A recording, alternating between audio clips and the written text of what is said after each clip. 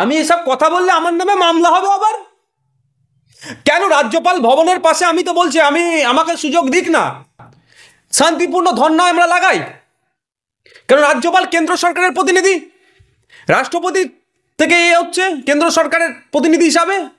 তো এখানে আমরা বসে শান্তিপূর্ণ ধর্ণা মঞ্চ করি, রাজ্যপালে ঠিক যেখানে তৃণমূল প্যান্ডেল করেছিল, কিছুই না, মাইকও লাগাবো না, হ্যান্ড মাইক নিয়ে আমরা এখন অবস্থানে বসি এই আইন অবলম্বে প্রত্যাহার করতে হবে। এই কথা বলে তো আমার বাড়িতে না চিঠি চলে আসে মামলার। সমস্যা ওখানে দ্বিচারিতা, মানে দ্বিচারিতার থেকেও যদি কিছু শব্দ থাকে মুসলমানদের সাথে হচ্ছে এটা। কিন্তু মুসলমানরা বুঝছে কোথায়? যেদিন মুসলমানদেরকে দুধের গাই বলেছিল সেই দিনই বুঝে নেওয়া দরকার ছিল যে গরু দুধ দেয় তাকে কি করে ভালোবাসে, আর দুধ দেওয়া বন্ধ করলে বাজারে তোলে বিক্রি করে দেয়। তো এটা বোঝার দরকার ছিল মুসলমানদের।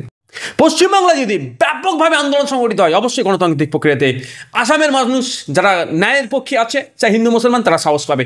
পশ্চিমবাংলায় আন্দোলন সংগঠিত হলে বিহারের মানুষ সাহস পাবে, পশ্চিমবাংলা আন্দোলন সংগঠিত হলে উত্তরপ্রদেশের মানুষ সাহস পাবে, পশ্চিমবাংলা আন্দোলন সংগঠিত হলে হরিয়ানার মানুষ সাহস পাবে, পশ্চিমবাংলা আন্দোলন সংগঠিত হলে মহারাষ্ট্রের মানুষ সাহস পাবে, পশ্চিমবাংলায় বড় আন্দোলন সংগঠিত হলে আপনার যে সমস্ত রাজ্যগুলো আছে যেখানে বিজেপি তাদেরকে দমিয়ে রেখেছে, তাদেরকে কথা বলতে দিচ্ছে না, তারাও সাহস পাবে যে না, পশ্চিমবাংলায় এত বড় আন্দোলন হচ্ছে, আমরাও রাস্তায় বেরোই গণতান্ত্রিক প্রক্রিয়াতে, তারাও আন্দোলনের সাহস পাবে। এক কথায় এখানে আন্দোলন হবে, সারা রাজ্যের সারা দেশের বিজেপি ভয় পাবে। এখানে আন্দোলন হবে, সারা দেশের ধর্মনিরপেক্ষ গণতান্ত্রিক প্রক্রিয়ার মানুষ যারা এই আইনের বিরোধিতা করছে, যারা সংবিধানের উপরে যে আঘাত আসছে বিরোধিতা করছে, তারা সাহস পাবে।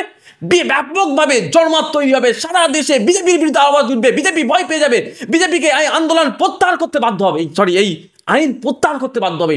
এইরকম একটা সিচুয়েশন তৈরি হবে বাংলায়। যত বড় আন্দোলন তৈরি হবে, যত বড় গণতান্ত্রিক প্রক্রিয়ায় সভা সমাবেশ হবে, এইটাই তো হচ্ছে সমস্যা। বুঝতে পারছেন? বিজেপির বিরুদ্ধে কথা বললে কাদের বুক চিনচিন করে।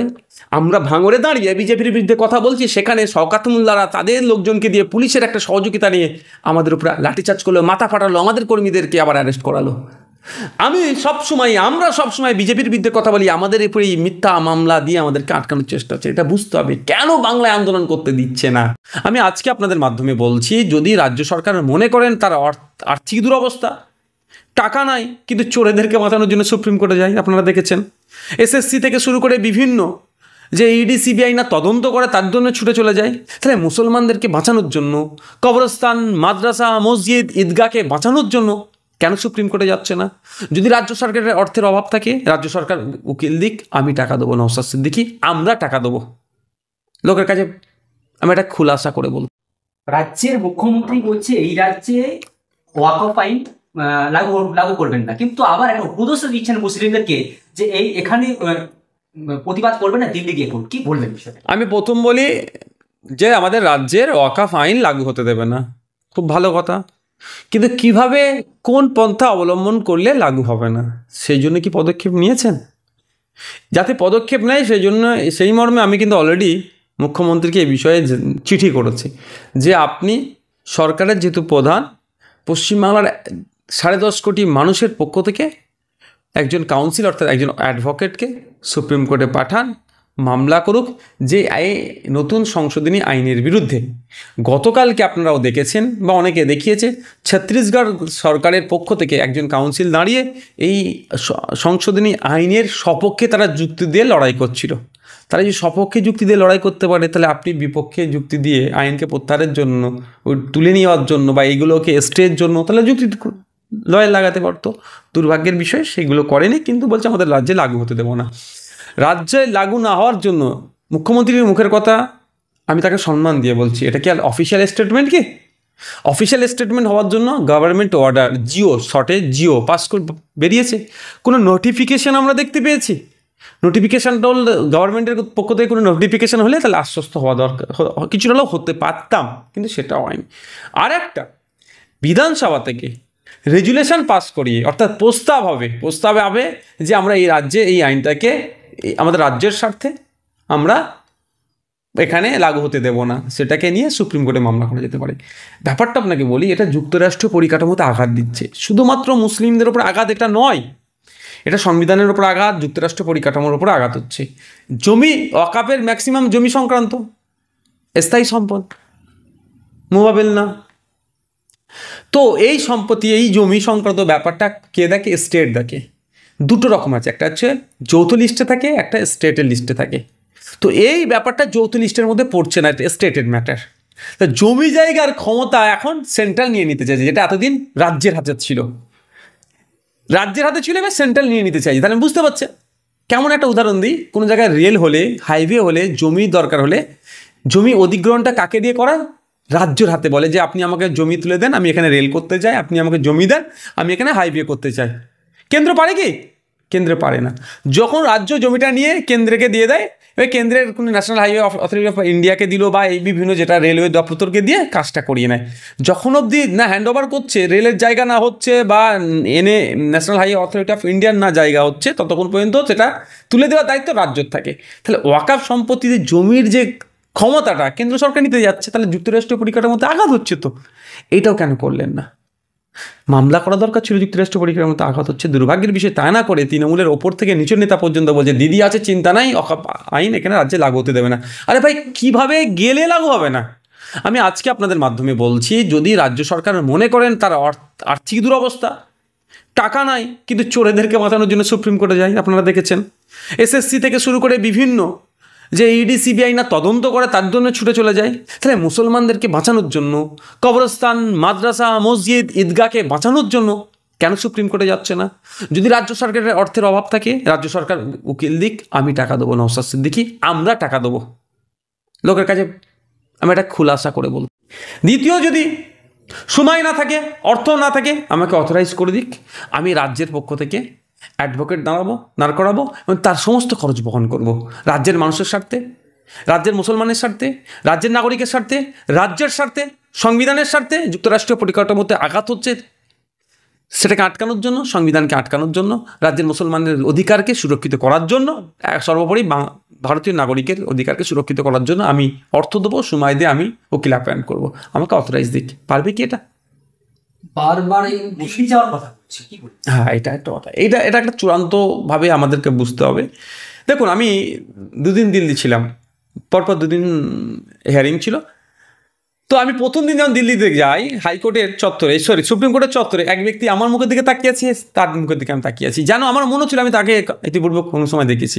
তো আমি তার কাছে গিয়ে আমি একটু ভাঙা ভাঙা হিন্দিতে বললাম যে আপনাকে মনে হয় আমি কোনো সময় দেখেছি। উনি তখন বললো হ্যাঁ আপনি আমাকে দেখেছেন। আমারও সন্দেহ হচ্ছিল। সেই বছর দুয়েক আগে আমি একটা দিল্লিতে কনফারেন্সে গিয়েছিলাম, অল ইন্ডিয়া লেভেলে একটা কনফারেন্স ছিল, সেখানে আমি তারপরে হ্যালো কেমন হচ্ছে না হচ্ছে বললাম। তো উনি বললেন যে 14 তারিখে আমরা একটা প্রোগ্রাম করেছিলাম, যে ওই প্রসঙ্গে ক্রমে যে 14 তারিখে আপনারা যে প্রোগ্রাম করেছেন, যে শান্তিপূর্ণ প্রোগ্রাম করেছেন, ন্যাশনাল চ্যানেলে ব্যাপকভাবে দেখিয়েছে আপনাদের এই প্রোগ্রাম, আমরা কিন্তু সাহস পাচ্ছি। এই যত বেশি এই ধরনের প্রোগ্রাম, মানে যেটাভাবে শান্তিপূর্ণভাবে এত বড় র্যালি করেছেন, আমরা সাহস পাচ্ছি। তো এই হচ্ছে ব্যাপার। এইখানটায় ফিরে আসি আবার আমাদের রাজ্যে না করতে বলে কি বলছে, দিল্লি যেতে বলছে। দিল্লি যেতে হবে, মহারাষ্ট্রে যেতে হবে, হরিয়ানাতে, যে গণতান্ত্রিক প্রক্রিয়াতে যে যার মতোভাবে যে জায়গায় প্রোটেস্ট করবে। এইখানে যখন দুটো বিষয় বলবো, এখানে কেন্দ্র সরকার জীবনদায়ী ওষুধের দাম বাড়ালে আমাদের রাজ্যে আন্দোলন হয়। ইভেন একটা অফিসারকে সিবিআই ধরতে এসেছিল, কতটা অনৈতিক কতটা নৈতিক আমি সে বিষয়ে যাচ্ছি না, সে অফিসার যুক্ত কি যুক্ত, আমি অত বিতর্কে যাবো না ভাই, পছন্দ করি না অত বিতর্ক। কিন্তু আমাদের রাজ্যে বসে তো আন্দোলন হয়েছিল যে ধরা যাবে না। অফিসার কোথা থেকে এসেছিল? দিল্লি থেকে এসেছিল। দিল্লি কাজ দপ্তর ছিল, স্বরাষ্ট্র দপ্তর থেকে এসেছিল, সেখানে কোনো কথা হয়নি, এখানে আন্দোলন হয়েছিল। নোটবন্দির সময় নোটবন্দির ব্যাড ইফেক্টেড দেখিয়ে এখানে আন্দোলন হয়েছিল। সিএএর সময় এখানে আন্দোলন হয়েছিল। বিভিন্ন ইস্যুতে বিজেপির বিরুদ্ধে, কেন্দ্র সরকারের বিরুদ্ধে আন্দোলন আমাদের রাজ্যে হচ্ছে। শুধু মুসলিমদের কোনো ইস্যু হয়ে গেলে, চাই নূপুর শর্মা নবী পাক সাল্লাল্লাহু আলাইহি সাল্লামকে বাজে মন্তব্য করলে তার বিরুদ্ধে আন্দোলন করতে গেলে দিল্লি চলে যেতে হবে। আবার ওয়াকফ মুসলিমদের সম্পত্তি কেড়ে নিচ্ছে, মুসলিম সম্প্রদায়ের মানুষজন চিন্তিত, আতঙ্কিত, তাদেরকে জ্ঞান দিচ্ছে কোথায়? দিল্লিতে গিয়ে তৃণমূলের বড় থেকে ছোট নেতা জ্ঞান দিচ্ছে। এবার প্রশ্ন, কেন দিল্লিতে যেতে বলছে? দর্শক বন্ধুদের বলবো, আমার কথাটা একটু যদি বড় হয় মনোযোগ সহকারে একটু শুনবেন। প্রথম কথা হচ্ছে, আপনি বলুন, দিল্লিতে আমার সাথে যে ব্যক্তির পরিচয় হয়েছিল, তিনিও একটা পিটিশনার সুপ্রিম কোর্টে, বললো আমরা একটা মামলা করেছি, সেই মামলার জন্য তদারকি করতে এসেছি। স্বাভাবিকভাবে যে জনে দেখা হয়েছে আমার সাথে, মামলার তদারকি যাদের নামে মামলা আছে তাদের অন বিহাফ আসতে হবে, নাহলে সে পিটিশনার ছাড়া ওখানে ঢুকতে পারে না। স্বাভাবিকভাবে সে একজন গুরুত্বপূর্ণ পার্সন, যেখানে আমি তার সাথে আমার দেখা হয়েছে। কারণ সুপ্রিম কোর্ট একদম চত্বরেই, যেখানে আমরা ছবি তুলে অনেকে পোস্ট করে না, যাতে পতাকার নিচে সুপ্রিম কোর্টে, এখানে ওখানে। তো তিনি যেমন যে কথা বললেন যে আমরা হোপ পাচ্ছি, সাহস পাচ্ছি আপনাদের আন্দোলনে। হ্যাঁ, বাংলা, কর্ণাটকা, তামিলনাড়ু থেকে শুরু করে তেলেঙ্গানা, যে সমস্ত রাজ্যে অবিজেপি সরকার চলছে, সেই সমস্ত রাজ্যে যত বড় বড় আন্দোলন সংগঠিত হবে, তত বিজেপি পরিচালিত রাজ্যের মানুষ শক্তি যোগাবে। এই মুহূর্তে সারা ভারতবর্ষের মধ্যে সব থেকে মোক্ষম সময় এবং সব থেকে উর্বর আন্দোলনের জায়গার নাম হচ্ছে ওয়েস্ট বেঙ্গল। কেন? ওয়েস্ট বেঙ্গলের ধর্মপ্রাণ মানুষ, ধর্মনিরপেক্ষ মানুষ ঐক্যবদ্ধভাবে বিজেপির বিরুদ্ধে আন্দোলন সংগঠিত করতে চায়। পশ্চিমবাংলায় যদি আন্দোলন সংগঠিত হয়, পশ্চিমবাংলায় যদি ব্যাপকভাবে আন্দোলন সংগঠিত হয়, অবশ্যই গণতান্ত্রিক প্রক্রিয়াতে আসামের মানুষ যারা ন্যায়ের পক্ষে আছে, চাই হিন্দু মুসলমান, তারা সাহস পাবে। পশ্চিমবাংলায় আন্দোলন সংগঠিত হলে বিহারের মানুষ সাহস পাবে। পশ্চিমবাংলায় আন্দোলন সংগঠিত হলে উত্তরপ্রদেশের মানুষ সাহস পাবে। পশ্চিমবাংলায় আন্দোলন সংগঠিত হলে হরিয়ানার মানুষ সাহস পাবে। পশ্চিমবাংলায় আন্দোলন সংগঠিত হলে মহারাষ্ট্রের মানুষ সাহস পাবে। পশ্চিমবাংলায় বড় আন্দোলন সংগঠিত হলে আপনার যে সমস্ত রাজ্যগুলো আছে যেখানে বিজেপি তাদেরকে দমিয়ে রেখেছে, তাদেরকে কথা বলতে দিচ্ছে না, তারাও সাহস পাবে যে না, পশ্চিমবাংলায় এত বড় আন্দোলন হচ্ছে, আমরাও রাস্তায় বেরোই, গণতান্ত্রিক প্রক্রিয়াতে তারাও আন্দোলনের সাহস পাবে। এক কথায় এখানে আন্দোলন হবে, সারা রাজ্যের, সারা দেশের বিজেপি ভয় পাবে। এখানে আন্দোলন হবে, সারা দেশের ধর্মনিরপেক্ষ গণতান্ত্রিক প্রক্রিয়ার মানুষ যারা এই আইনের বিরোধিতা করছে, যারা সংবিধানের উপরে যে আঘাত আসছে এর বিরোধিতা করছে, তারা সাহস পাবে।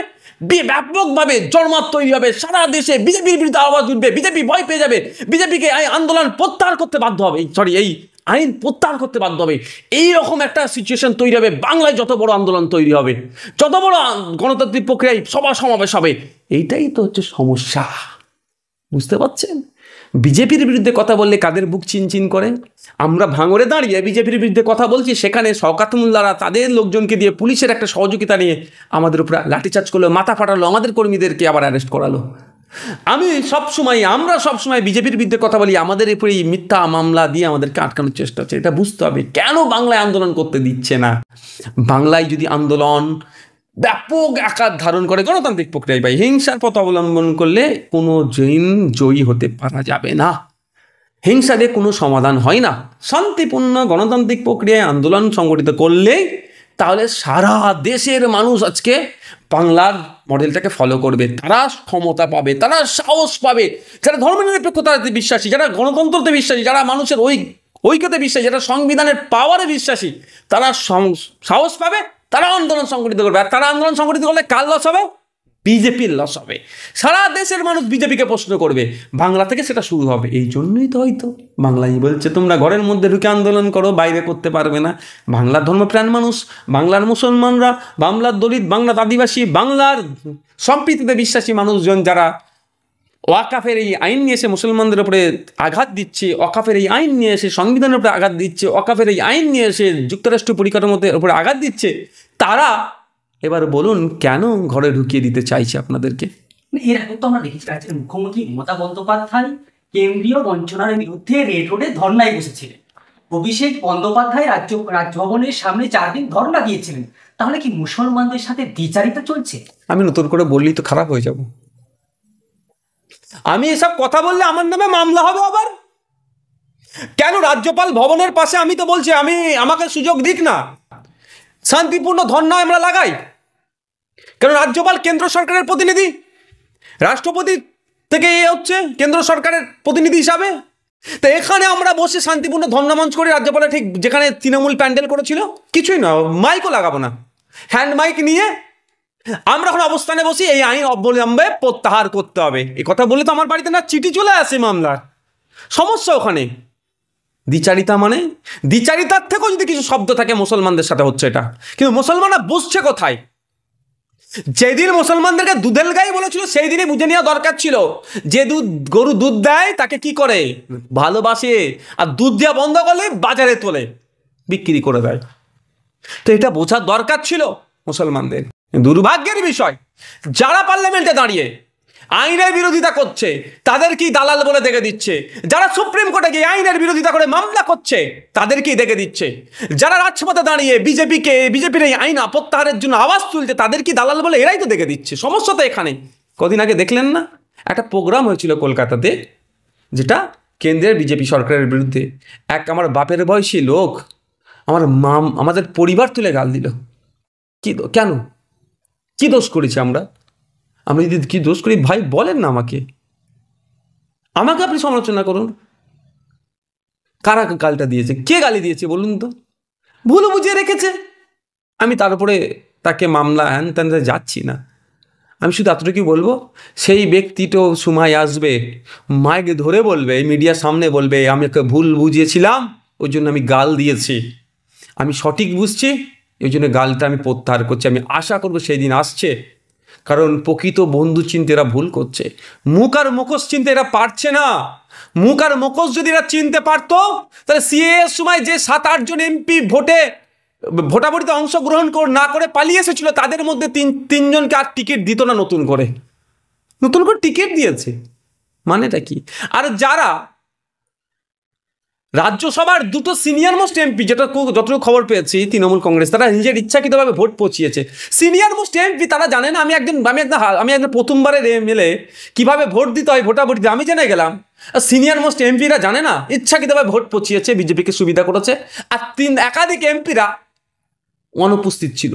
শুধু তাই নয়, যারা উপস্থিত ছিল তারা কোথায় ভোট দিয়েছে সেটাও যদি খুঁজলে দেখা যাবে, দেখবেন অনেকজন বিজেপিতে ছাপ্পা মেরেছে। এ কথা বলি তো আমি খারাপ, আমার নামে মামলা। এই মুখ আর মুখোশটা ধরতে পারছে না। এই মুখ আর মুখোশ যেদিনকে বাংলার মুসলমান ধরে ফেলবে, তৃণমূল কংগ্রেসের এই ছল চাতুরিতা সব শেষ হয়ে যাবে। আর শামশেরগঞ্জের মতো জায়গাতে পরিকল্পনা করে দাঙ্গা লাগিয়ে হিন্দু মুসলমানের মধ্যে যে বিভেদ তৈরি হচ্ছে, এটা বন্ধ হয়ে যাবে।